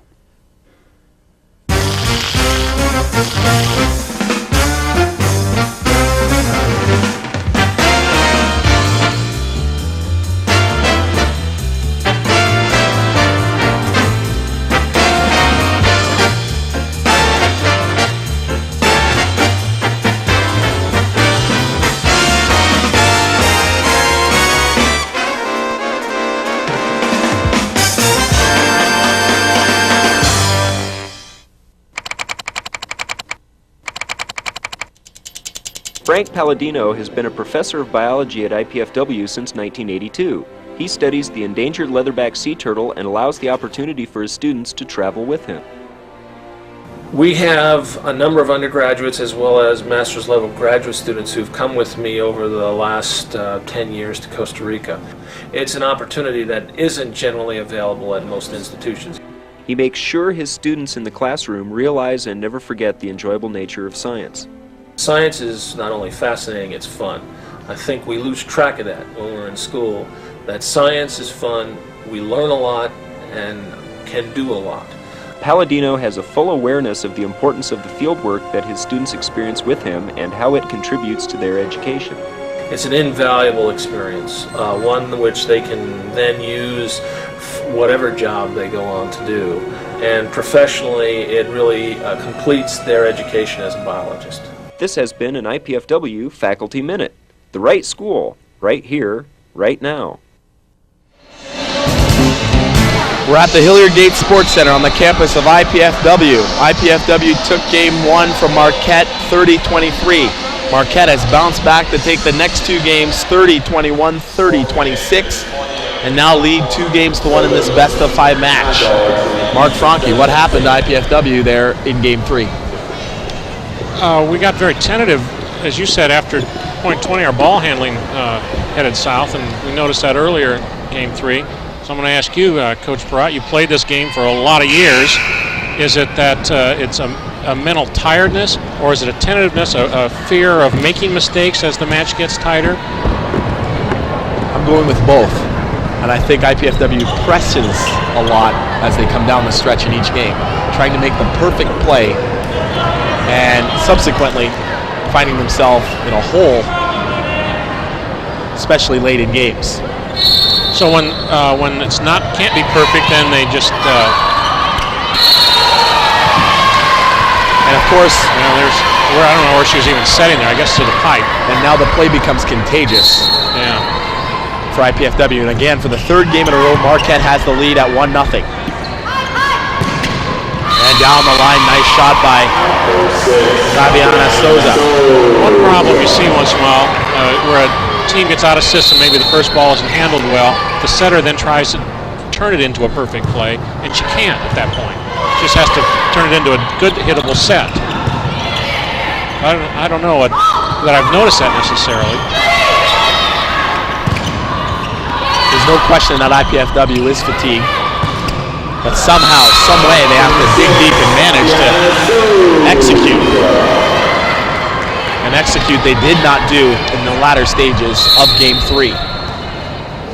2-1 IPFW leading, Lindy Bankowski serving.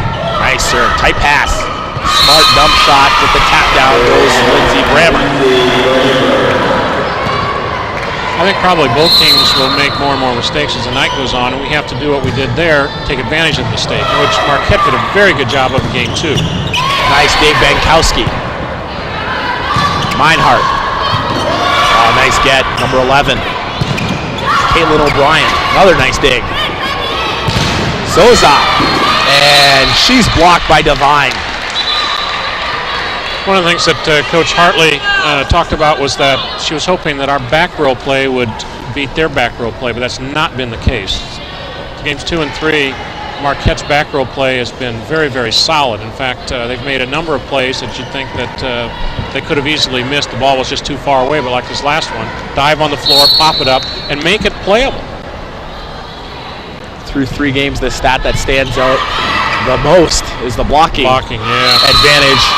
14 and a half total team blocks for Marquette. Make that 15, now 4 for IPFW. Everything else pretty much even across the board. IPFW as a team hitting 17%. Marquette at 19%. And that violation there by number 10. Sarah Vernon, the setter. Thought she got to the ball well and played it well. She apparently was too close to the net when she did it. IPFW 5, Marquette 2. Souza float serving still. Backslide, nice dig. Chasing Meinhardt. Chance to keep it inside the antenna. It's clear. Oh, but no, look at that smart shot by Danielle Hagen. IPFW. It's a shame to play the ball. Meinhardt came across, got it back in play. We volleyed it across, and then we let down on defense and let a free ball. Danielle Hagen caught Fabiana Souza out of position that time because she had come over to play that ball by Meinhardt over the net. She was out of the right back position, and Hagen smartly putting it back into one. There's a dig by Hagen. Nemshuska off speed. Bankowski set off the net Pollard. Nemshuska cross court. Into the middle and down. Nice transition play by Lindsey Brammer in the middle. Nice set by Lindy Bankowski. We have not seen many traditional quick sets, have we? Most of the sets to the middles have been backslides. Especially on transition, a quick set into the front is very effective. 6 kills now for Lindsey Brammer. And that should have been a call there, I think. Left side Pollard. And this ball's in play. IPFW celebrating. Ball's in play off the curtain. That's another rule, doesn't make sense. There's a nice dig. Greer, chance here. Nemshuska. And a net violation. Great play there on the side of Marquette. Ball into the curtain. Anything off the ceiling and in the curtains are in play. Rule change from about 3 or 4 years ago. The ceiling makes some sense, especially when you're playing low gyms, but if it hits a sidewall and comes back, I don't understand it. Like last night we saw one hit the backboard. All the rule changes are there to make the game more confusing for us, right? Try to extend rallies. How's that? Putting it mildly. There's another nice dig by number 5. The libero, Aaron Freer, and the put away off the block. After trailing 5-2, Marquette has pulled within 1, trailing 6-5 to IPFW. A must-win game for IPFW. Solberg with the cut shot in the middle. Here's to Solberg. Let's check her numbers. She's got 8 kills now and 26 attempts. Number 12, Melissa Meinhardt serving. Nice pass there by Devine. Nemshuska.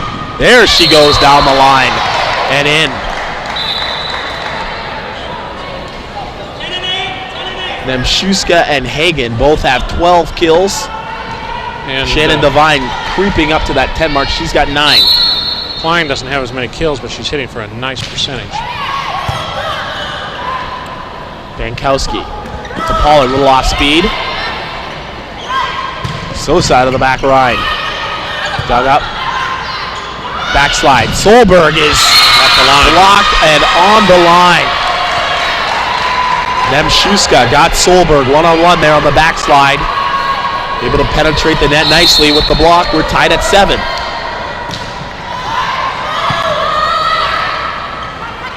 Little combination play. Bankowski takes matters into her own hand with a nice corkscrew there. Well, if nothing else works, swing at the second ball, right? IPFW continuing the fight.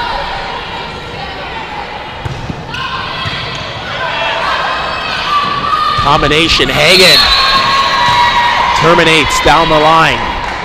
Nice job by Danielle Hagen. We're tied at 8 here in game 4. It's hard to, on an inside 2 like that, and when she's left-handed, it makes it harder to block, doesn't it? Get an awkward approach and an awkward swing. You don't see it that often. Danielle Hagen. Number 3 for the Marquette Golden Eagles. 7-4 on the season.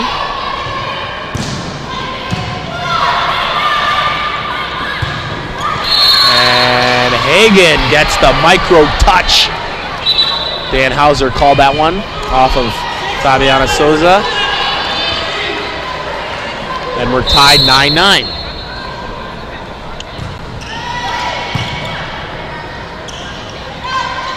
Out of the backcourt, Solberg. And she puts it away. Nice job there out of the backcourt. Number 8, the junior, Kirsta Solberg.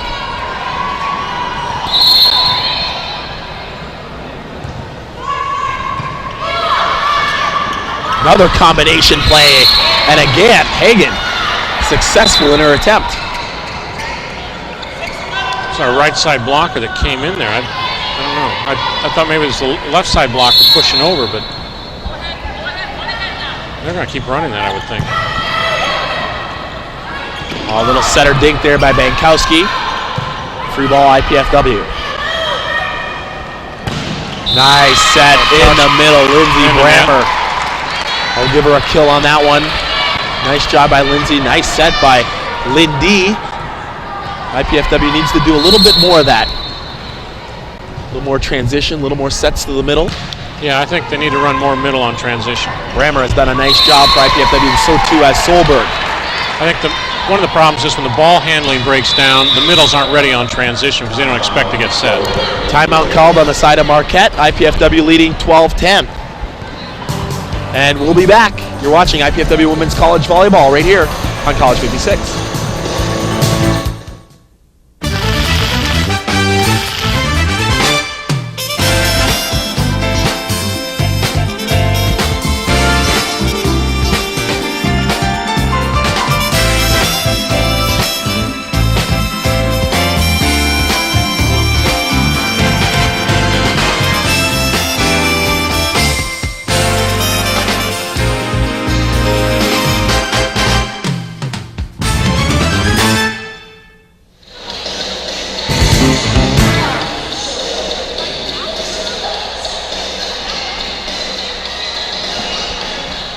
Alongside Mark Franke, this is Ryan Perrott. We're in Game 4, the finale of the IPFW Invitational. Marquette University leading IPFW 2-1.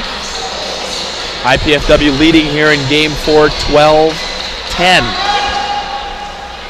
After this game, IPFW will play on the 24th of September at Eastern Michigan, and then they're home September 27 to take on Oakland University. Start times for both of those games are at 7 p.m. A lot of traveling for IPFW early on here in the season. 7-7 record for them. Oh, nice up in the back, Souza. Free ball for Marquette.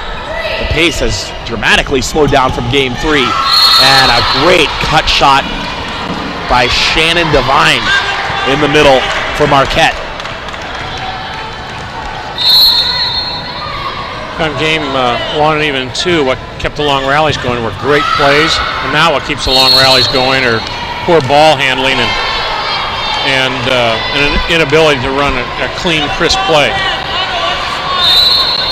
12-12 on that ball handling error by Bankowski. IPFW blocked.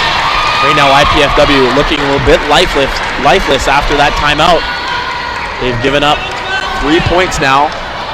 It's now 13-12 in favor of Marquette. In the middle, Brammer. Dug up. Nemshuska, left side. Pollard roof, but nice coverage by Leffers. And a free ball. Another nice dig by Leffers. Pollard with some heat. And Brammer able to tap it down on the overpass by Teresa Coughlin. The blockers are starting to read Pollard better, get more touches on her, but she was able to get through the block that time.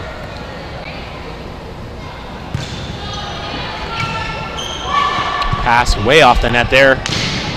Nice set, however, by Vernon, and there's a ball handling error by Souza.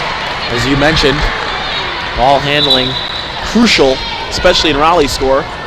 and especially in late stages, and IPFW cannot afford to lose another game or else this match is over. Exactly. An awful lot of attacks are coming from near the 3-meter line. There's a nice dig by Devine. Nemshuska.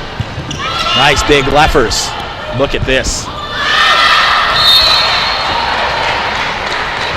IPFW pressing here in game 4. Trailing by 2, 15-13. Really impressed with the number of sets Nemshuska gets and how well she handles them. For a freshman, she's got a very good court presence. Solberg jams it off the block. Great shot by Kirsta. Mark, how does IPFW combat this poor ball handling situation that they're going through right now? This is going to sound kind of like a stupid answer, but they got to handle the ball better. It's the basic skill in volleyball. You just have to execute that. 15 all now. I'll tell you one thing they need to do, just relax. Yeah. That would help. Yep. Now, if your theory's right about how they press too hard as the game goes on, then you're exactly right. And a double contact called on Lindy Bankowski. That's her third ball handling error. I didn't see that one. She just went and wiped her hands off, so apparently it must have been spinning coming out, and that's usually a sign to the official that the ball wasn't played cleanly. There's a pass way off the net. Souza, and she's able to muscle it through somehow the arms of number 4 Jessica Klein. Middle blocker for Marquette. Teams trading points, 16 all. Pollard. Tight pass. Yeah. And a backcourt violation called on the setter, number 9, Gemma Greer. 17-16, IPFW now with the lead. And that serve is into the bottom of the net. Service errors are kind of like missing free throws late in a basketball game. Obviously, fatigue makes a difference. I guess you ought to practice serving it at the end of practice each day rather than at the beginning when people serve tired. Nice slide behind by Kirsta Solberg. Let's see if she's able to rip.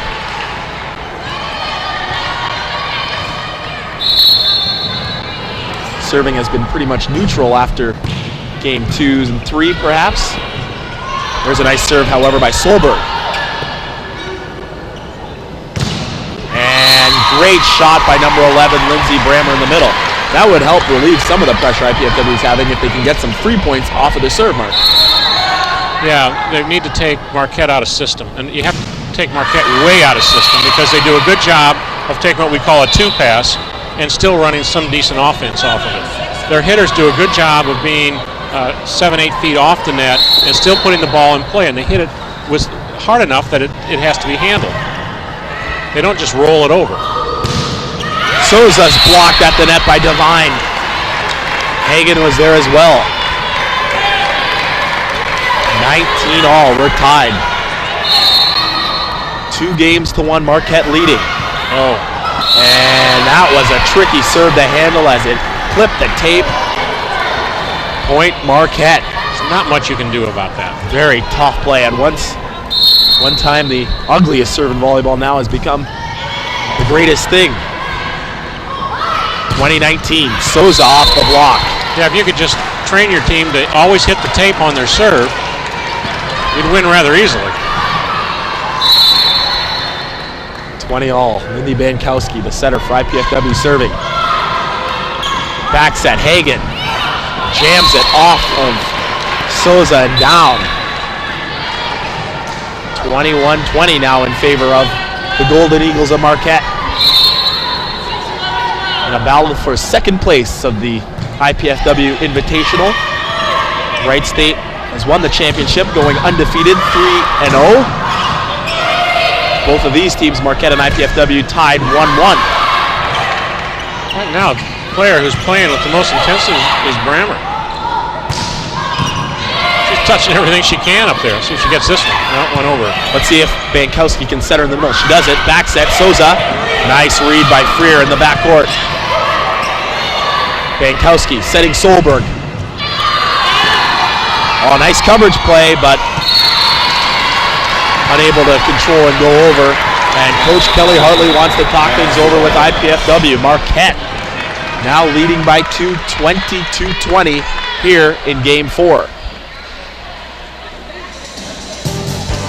Tune in to College 56 Sunday evening, September 22nd at 8 o'clock p.m. and Saturday afternoon, September 28th at 2 o'clock p.m. for the replay of this women's volleyball game with Marquette. That's Sunday evening, September the 22nd at 7 p.m. Make that 8 p.m. And Saturday afternoon, September the 28th at 2 p.m. for a replay of IPFW and Marquette right here on College 56 Sports. 22-20. Mark Franke, if you're head coach Kelly Hartley, what are you telling the girls? Well, I think the advice you gave them a little earlier makes sense. Just relax a little bit. Just execute. If you press too hard, and if you either force yourself into mistakes, or you're so worried about making a mistake that you won't play aggressively, you're going to lose, because when you're down 2 and rally scoring, all the other team has to do is side out. Crucial now here in the latter stages of Game 4. We're really getting hurt on blocks. 19-5. Souza, cross court, nice dig. Hagen, left side, and sneaking it through number 14, Teresa Coughlin. Head coach Patty Roth and yelling instructions to Marquette. She's done a nice job here in her first year. There's a shank pass. That's trouble for Lindy. And now a 4-point cushion for the Golden Eagles. Sosa didn't move her feet to pass. She leaned, and that's always the problem. You have to pass first with your feet, don't you? IPFW has to buckle down. There's a nice pass in the middle. And the clamp is put on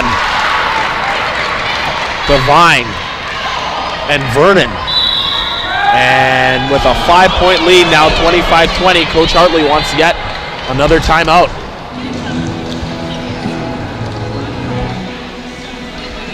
We'll be back for the conclusion of Game 4 in a minute. You're watching College 56 Sports.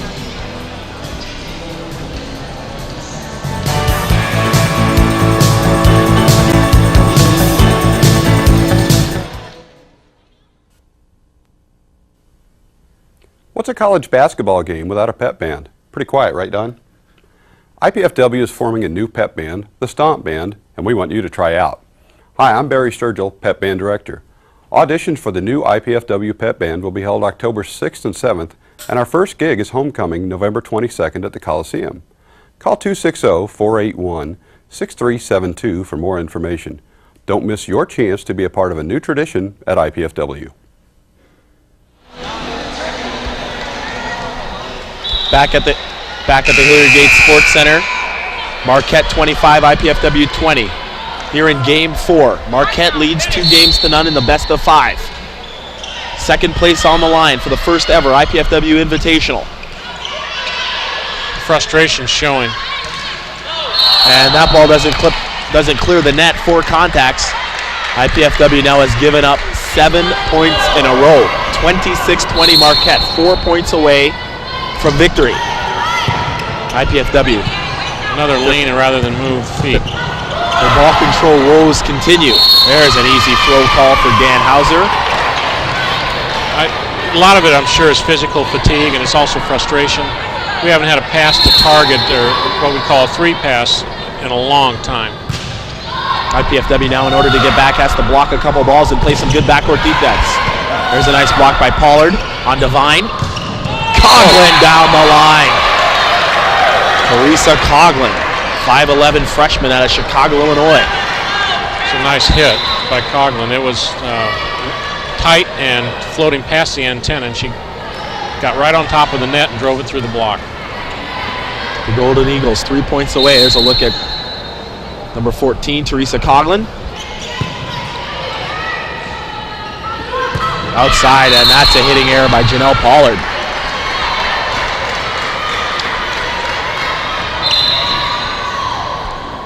Substitution for IPFW, as Souza will check back in. 28-21.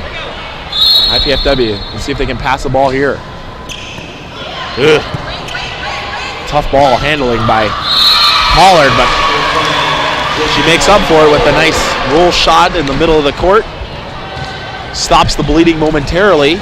IPFW trailing by 6, 28-22. Brammer serving for IPFW. Backslide Devine, and she cut it wide. Point IPFW, 2 in a row.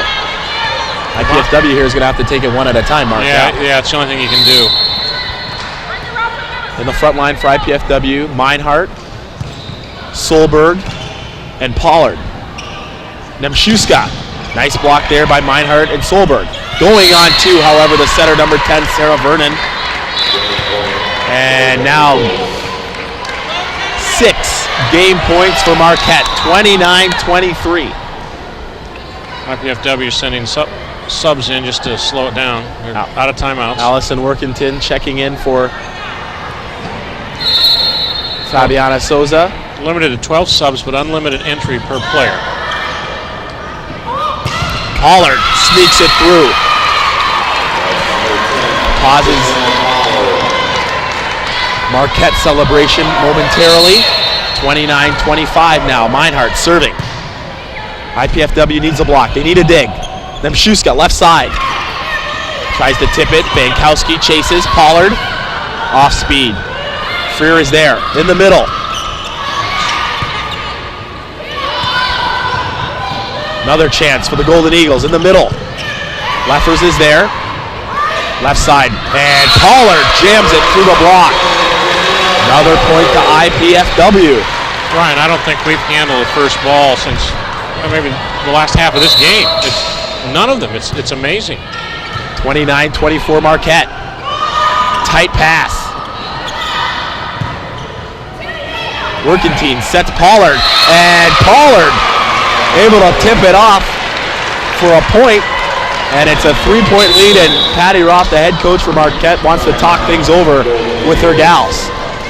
Marquette leads by 3, 29-26. Tune in Sunday at 12:30 p.m. for Alliance Update. The Fort Wayne Allen County Economic Development Alliance and the IPFW School of Engineering, Technology, and Computer Science co-sponsor this series, highlighting local organizations and companies' technical initiatives. This month, host Rob Young speaks with Chris Whirling of Cornerstone Solutions, Inc. about this young company and its security problems it deals with. That's 12:30 p.m. Sunday afternoon, September the 22nd for Alliance Update right here on College 56. IPFW trailing by 3, 29-26. A must-win for them as Marquette leads 2 games to 1. I think we need to come out here with, we still need to be aggressive with the serve, but obviously a service error sends us all home. But we have to be aggressive enough that we take them out of system. We can't just lollipop it over. Melissa Meinhardt serving for IPFW. In the front line, Jessica Klein. Sarah Vernon, the setter, is up. And right there, Nemshuska mishandles that ball. Nice serve by Melissa Meinhardt. IPFW creeping. They're within 2. Let's see if Nemshuska gets the ball on the left side. Vernon sets left. Nemshuska blocked. Chance here for IPFW. Free ball. Look out. Pollard puts it away. Oh my, what a comeback here by IPFW. Well, this is the critical point, Ryan, right here. This is the point for IPFW. This is it. They trail by 1. Coming out of the game is Sarah Vernon. In comes Gemma Greer, number 9, the setter's front row for Marquette. Jessica Klein's in the middle. Nemshuska's on the left side. Meinhardt, float serve. Bad pass off the net, inside. Here's a chance for IPFW to tie. Pollard, got it! 29-29. IPFW trailed by 7 points. What a comeback this would be. And the next serve is into the net by Meinhardt. 30-29. I guess it had to happen. We got to be happy with her performance back there, though. IPFW needs a side out. Bankowski's in the front row. Pollard and Solberg. Tight pass. Pollard rips it through. Janelle Pollard has stepped up huge here in the late stages of Game 4. 30 all. You must win by 2, no cap. Pollard will go back to serve. Now she's going to jump serve. Let's see if she can spin it in. She does. Nice pass. Hagen, tip shot. Bankowski. Souza off the block. Fear plays it up. Nemshuska. Nice soft block.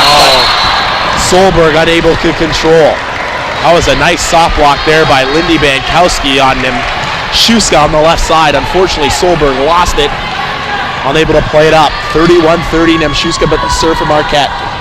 Marquette setters have no problem going to the freshman Nemshuska, do they, in the front row? And now the best server for the Golden Eagles tonight, Nemshuska with her jump serve. Spins it in. Nice pass by Leffers. Paul. It's the best pass we've had. There's a dig on Souza. Left side, Coughlin.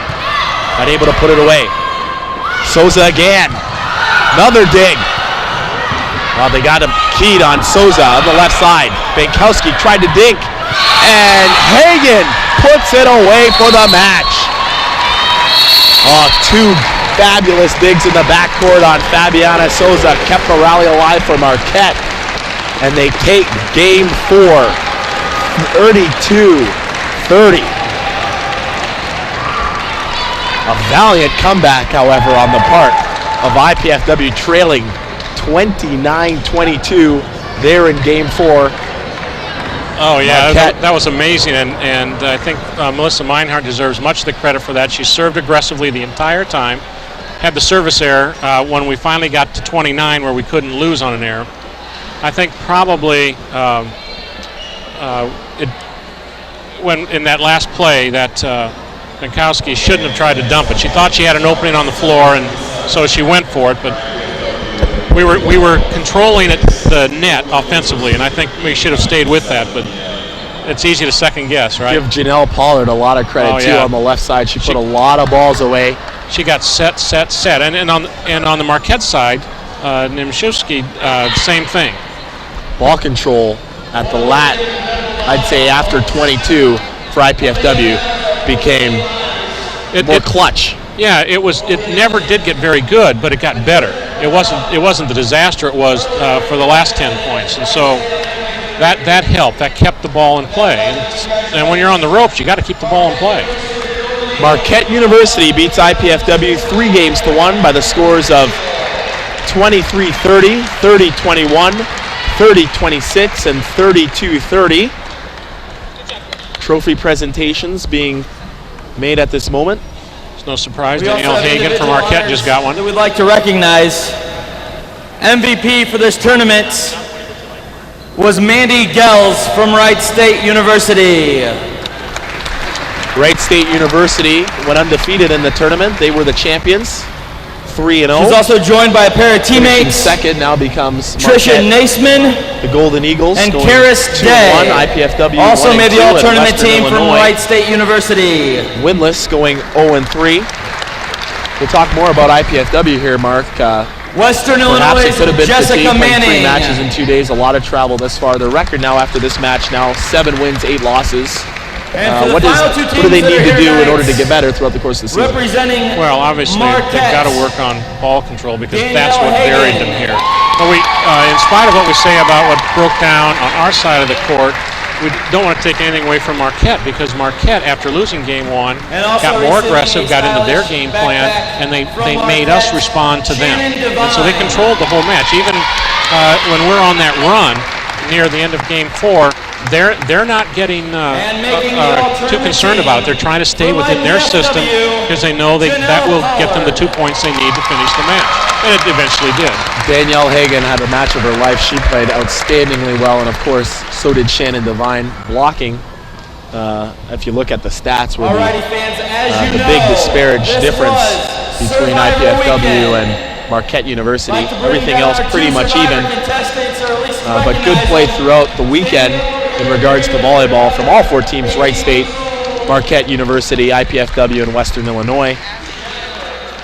As IPFW now gets ready to play Tuesday at Oakland University. I'm sorry, at Eastern Michigan, and then Friday the 27th they'll be home to take on Oakland University. Here's a look at Shannon Devine with the backslide. IPFW. Shannon Devine, I think, was named to the all-tournament team. apparently her 2 previous matches were much better than tonight because she just really struggled all night. IPFW now 7-8. If you're Coach Kelly Hartley, what do you take out of this match, out of this weekend? Well, I think she went in with the idea that we could win the match in the back court, that our ball handling would be superior to theirs, and that clearly wasn't the case. And so she needs to work on that, but we still were competitive through the whole thing. Offensively, we had trouble terminating the ball late in game 2 and through most of game 3. So that's going to continue to be a problem. At some point, you've got to work on blocking, but as I said earlier, that is the absolute toughest skill to teach. Right. Clearly, there was some nice bright spots on the IPFW side. Fabiana Souza, Lindsey Brammer, Kirsta Solberg, Janelle Pollard. Lindsey Brammer played real well in game 4. She just got on fire, but she was in a position where she couldn't control the match. She could help.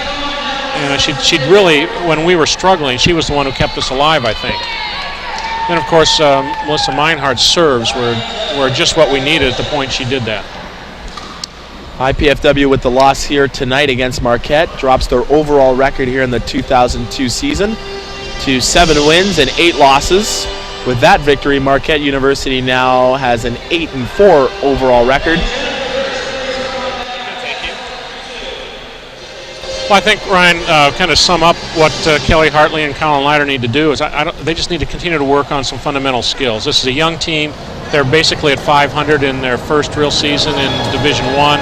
I think there's plenty to work with on this team, but they need to start with continue, I should say, with the fundamental skills. Our serving's good, but our ball handling, passing, but primarily our defense, which has been weak, needs to be more disciplined, and we just have to work on the techniques of handling the ball because these kids know how to do that. They're just forgetting, and that has to be worked on during practice. It's a long season. There's plenty of time for that improvement to occur. Well, they've showed a lot of heart, and they've played a lot of matches in a short period of time, and the IPFW should be credited along with the coaching staff, Coach Hartley, Coach Leiter. Pollard going through the block. And everybody else. The ladies need to rest up and get ready for another week of volleyball action. Mark Franke, thanks so much. It was great. Our next telecast, by the way, will be in 2 weeks, October the 4th, when Kent State University comes to play the Mastodons here. We'll have it live for you at 7 o'clock here on College 56 Sports. At this time, we'd like to thank College 56 production crew. Another fantastic job, as always, as we get started here in the 2002-2003 sporting campaign. And we should probably acknowledge Mike Moss, who predicted after Game 2 how this match would end, that if IPFW lost Game 3, they would lose the match. The Swami has done it again. He's done it again. We'd also like to thank, aside from the College 56 production crew, the IPFW athletic staff, the City of Fort Wayne, Comcast Cablevision, the IPFW Learning Resource Center, and especially the IPFW Office of University Relations and Communications for their contributions to this College 56 Sports telecast. This telecast of IPFW Sports is copyrighted and the sole property of the College Cable Access Center and IPFW. Unauthorized duplication, exhibition, rebroadcast, retransmission, or other use of this event without express written consent is strictly prohibited. The first ever IPFW Invitational is in the books. Wright State University, the champions, going undefeated 3-0. Marquette University, 2 wins, 1 loss, finished second. IPFW, 1 win, 2 losses, finishes third. And Western Illinois, winless, finishing in 4th. Congratulations to Coach Hartley and the IPFW team for a great tournament all weekend. For Mark Franke, I'm Ryan Perrott. Thanks so very much for joining us this evening here on College 56 Sports. We'll see you again soon. Good night, everybody.